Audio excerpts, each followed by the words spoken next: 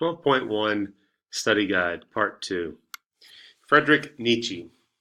In his major works, The Birth of Tragedy, Thus Spake Zarathustra, and Beyond Good and Evil, Nietzsche claims that Western society was decadent and incapable of any real cultural creativity, primarily because of its excessive emphasis on the rational faculty at the expense of emotions, passions, and instincts.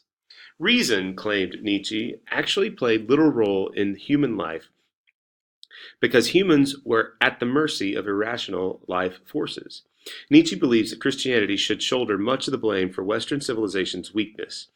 Christianity's focus on virtues like humility, patience, brotherly love, helpfulness, and hope created what he called a slave morality. Slave, in that it had kept mankind's true impulse for life shackled and had crushed the human will. Now, how then could Western society be renewed? First, said Nietzsche, one must recognize that God is dead. Not from a purely atheist standpoint, which he was, but from the idea that European Christians had murdered God in their lackadaisical belief in him. Nietzsche viewed the pillars of conventional society, reason, democracy, progress, respectability, as outworn social and psychological constructs, whose influence was suffocating self-realization and ultimate perfection. With the limitations with the eliminations of God and these pillars, Europeans were truly liberated and could work towards the creation of a higher being Nietzsche called the Superman. Superior intellectuals must free themselves from the ordinary thinking of the masses, or as Nietzsche dubbed them, slaves or herd. Beyond the idea of good and evil, the supermen would create their own values and ultimately lead the masses. Soren Kierkegaard. He's a Danish philosopher, theologian, and cultural critic who was a major influence on existentialism and Protestant theology in the 20th century. He attacked the literary, philosophical, and ecclesiastical establishments of his day for misrepresenting the highest task of human existence, namely, becoming oneself in an ethical and religious sense, as something so easy that it could seem already accomplished, even when it had not even been undertaken. Positively, the heart of his work lay at the infinite requirement and strenuous difficulty of religious existence in general and Christian faith in particular. Pope Pius IX. During the papacy of Pope Pius IX, the political power of the Pope had resurrected to almost the mentality of the Renaissance era. In his Syllabus of Errors in 1864, Pius condemned liberalism, materialist science, freedom of speech, separation of church and state, religious toleration, secular education, etc., etc., etc. The First Vatican Council. Pope Pius IX follows this with the First Vatican Council in 1870, which introduced the concept of papal infallibility. According to this idea, papal statements are never wrong on issues of faith and morals. Pope Leo XIII. Yet another response of the Christian churches to modern ideas was compromise, an approach especially evident in the Catholic Church during the papacy of Leo XIII. He permitted the teaching of evolution as a hypothesis in Catholic schools and also responded to the challenges of modernization in the economic and social spheres. In his encyclical De Rerum Novarium of Revolution, issued in 1891, he upheld the individual's right to private property, but at the same time criticized naked capitalism for the poverty and degradation in which it had left the working classes. Much in ordinary socialism he declared was Christian in principle, but he strongly condemned Marxism and most modern socialist movements as godless and immoral. The Second International. With so many variations of socialism and Marxism throughout Europe, the leaders of many of these parties met at the Second International in 1889 to organize the coming socialist revolution. This meeting would never effectively come to a consensus, however, and officially broke up at the outset of World War I in 1914. Georges Sorel.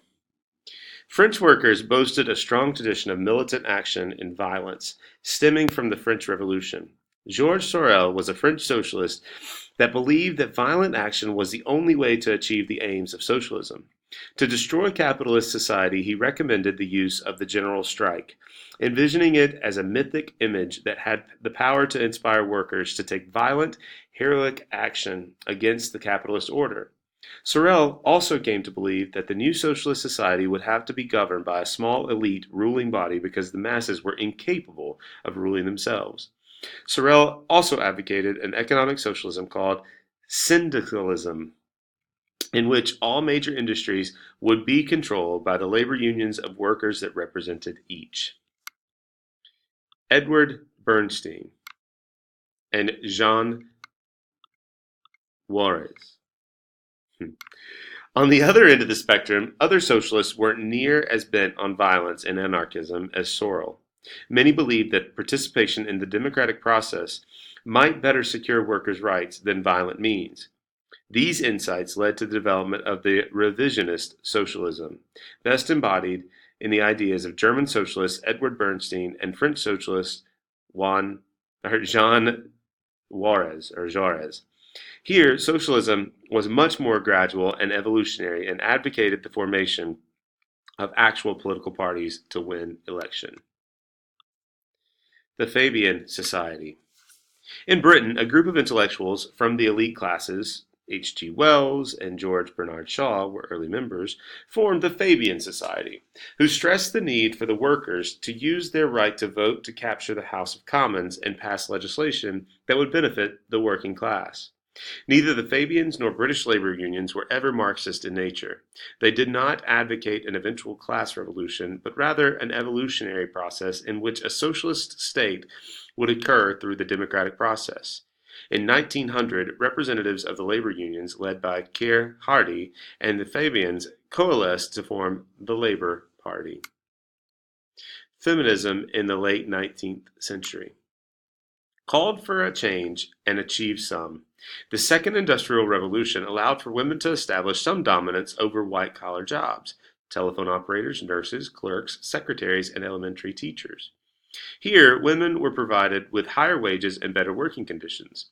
Some of these new women included Maria Montessori, an Italian education reformer, and Elizabeth Blackwell, the first woman to earn a M.D. Another area targeted for reform was the legal system. In some Western nations between 1850 and 1914, women gained the right to control property, divorce, and gain custody of their children. Most countries prohibited the publication and distribution of information regarding birth control. The suffragette movement. The most important political movement within the late 19th century feminism was suffrage. Some women viewed suffrage as the logical culmination of the advance towards women's equality. Suffragette movement aimed to get the right to vote for women. The Pankhurst family. Suffragettes in Britain were led by the Pankhurst family, Emmeline and her daughters Christabel and Sylvia. The Pankhurst organization, the Women's Social and Political Union, participated in militant actions to gain the vote, throwing eggs at public officials, arson, chaining themselves to public buildings, hunger strikes, and in the case of Emily Davidson, throwing herself in front of the King's horse at a racing event. Government officials even tried to force feed the jailed protesters. Eventually, many nations in Western Europe and Northern Europe granted women the right to vote immediately after World War I, recognition of their contributions to that conflict. Maria Montessori. She was an intellectual cause that childhood should be viewed as a distinct and important phase of the development slowly seeped down to all classes. These new attitudes were reflected in governmental legislation restricting child labor and providing public schooling. Reformers and educators like Montessori created special games, toys, books, clothing, and activities for children. Reflecting the trend toward mass leisure and physical fitness, organizations like the Boys and Girls Scouts were founded just after 1900. Anti-Semitism in the late 19th century Europe. Anti-Semitism was nothing new to Europe and was rooted deep in religious discrimination. In the 19th century, anti-Semitism took on a new racial tone, indirectly influenced by Darwinian concepts of struggle amongst species. Mass politics fed the creation of popular anti-Semitic political movements, especially strong in Central Europe. In response to anti-Semitism, some prominent Jews called for the creation of a Jewish homeland. Theodor Herzl. He was an Austrian journalist who founded the movement of Zionism. Zionism is the immigration of thousands of Jews to Palestine. The Second Industrial Revolution, a further geographic expansion of industry and a much closer relationship between theoretical science and its application in technology. Products shifted to things like steel, heavy machinery, and consumer goods. Population and demographics changes in the 19th century. Population boomed in Europe by 75%. It rose from 260 million to 450 million. It was due to a drop in the death rate, not a rise in the birth rate. Haussmanization of European cities. We've already discussed how Baron Haussmann helped to rebuild Paris to include grand boulevards, opera houses, theaters, shopping areas, and modern sewage and sanitation to make it the cultural center of France.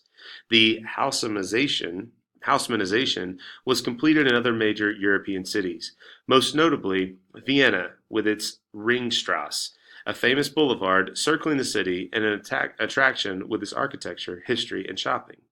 New technological developments such as electricity provided cleaner power sources and allowed for the construction of subways and streetcars. Social reformers addressed the need for public housing and the poorer classes, and though nations responded slowly, they did provide increased inspection and higher minimum standards. Modern charity. These urban areas became the home of new charitable foundations that weren't rooted in religious ties. Many of these were controlled by women of elite classes. The development of mass leisure. An increase in leisure time coincided with the urban reform.